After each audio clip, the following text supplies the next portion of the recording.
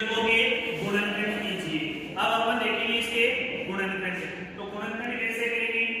जो p square है उसको अपन 8 से क्या करेंगे? गुणा। और बीच वाले संख्या के ऐसे दो व्यक्त करेंगे कि गुणा करने पे तो अपने पास क्या है? 8 है, p स्क्वायर आए, और जोड़ने पे अपने पास क्या है? 6 है p। अब देखिए इसके क्या करेंगे? अपन व्यक्त करेंगे। p स्क्वायर को मैं गुणा कर रहा हूं 8 से, ठीक है? ये तो है अचर पद और ये है चर पद। चर और अचर पदों का क्या करोगे आप? गुणा।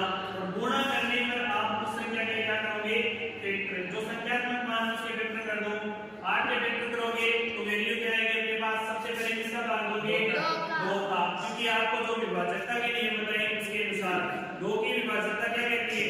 जिस संख्या के इकाई अंक में 0, 2, 4, 6, 8 हो उस संख्या में हमेशा किसका भाग दोगे? 2 का। 2 का भाग दोगे तो यहाँ पे क्या जाएगा? 4। फिर 2 का दोगे तो क्या जाएगा? आई बात समझ में?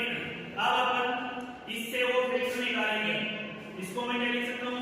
4p गुणा 2p कर सकता हूँ, यानी आपके पास क्या जाएगा? 8p स्क्वायर आ जाएगा जो हमें चाहिए। और इसको जोड़ेंगे तो क्या जाएगा? 4p प्लस 2p को जोड़ोगे तो क्या जाएगा? 6p। तो दोनों मान क्या है हमें? सेम प्राप्त हो रहे हैं। तो अपन इसको क्या लिख सकते हैं? p स्क्वायर प्लस इस 6 की जगह मैं क्या लिख सकता हूँ? 4p plus 2p। क्यों लिखा है मैंने? क्योंकि इन दोनों संख्याओं को जब अपन जोड़ते हैं तब वैल्यू क्या आती है? 6p। और इन दोनों का जब मल्टीप्लाई करते हैं तो वैल्यू क्या आती है? 8p square. यहाँ पे क्या लिखोगे? 8। अब यहाँ पर क्या करोगे? 2 का समूह बनाओगे। समूह विधि से क्या करोगे? समूह विधि से 2 का जोड़ा बनाओगे। तो वैल्यू क्या आएगी अपने पास? इन दोनों में से आप कॉमन क्या निकालोगे? p। अंदर क्या बचेगा? जो कॉमन ले रहे हो उस वैल्यू का उस पद में क्या दे रहे हो? भाग। यानी इस p का इस p स्क्वायर में भाग दोगे। देखिए यहाँ पर p स्क्वायर में अपन यदि p का भाग देते हैं तो ये कैंसिल हो जाता है। यहाँ पर क्या बचता है? p चिन्ह कैसा? प्लस का। फिर यहाँ पर क्या बचा? 4, क्योंकि p से p क्या हो गया? कैंसिल। अब प्लस का चिन्ह लगा दिया। इन दोनों में से उभयनिष्ठ मान क्या है? 2। तो यहाँ पर 2 बार ले लेंगे। अंदर क्या बचेगा? p plus 4। अब देखिए ये ब्रैकेट और ये ब्रैकेट सेम है, इसका मतलब जो हमने टुकड़े किए हैं वो क्या है? सही। अपन इसको क्या लिख सकते हैं? p प्लस 4 और p प्लस 2। ये दोनों इसके क्या है? आंसर। ये आपका आंसर है। देखिए -10 क्यूब प्लस 21 है। इस क्वेश्चन में जो पीछे वाला क्वेश्चन किया उसी प्रकार से इस क्वेश्चन का भी आंसर निकालना है। यानी जो अचर पद है उसका चर पद से आप क्या कर लोगे? गुणा करोगे। गुणा करोगे वैल्यू क्या आएगी आपके पास? 21 को किससे मल्टीप्लाई करोगे?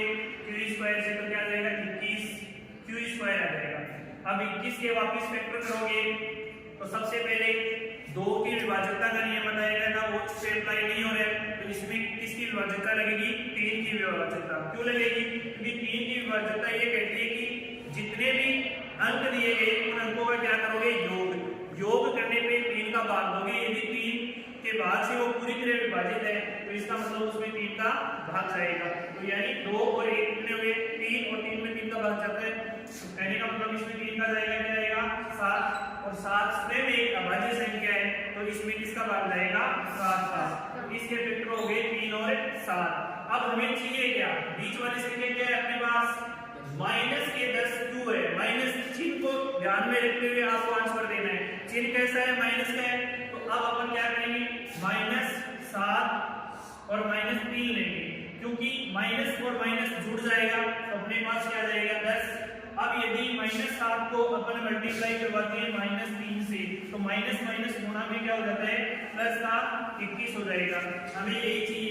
और इनके साथ में अपन क्या लगा सकते हैं? q लगा देंगे। यहाँ भी अपन q से मल्टीप्लाई करवाएंगे तो क्या जाएगा? q square. और यही इसके क्या है? फैक्टर। तो लिखिए यहाँ पर ये चिन्ह यहाँ का चिन्ह है q square minus 7q minus 3q plus 21।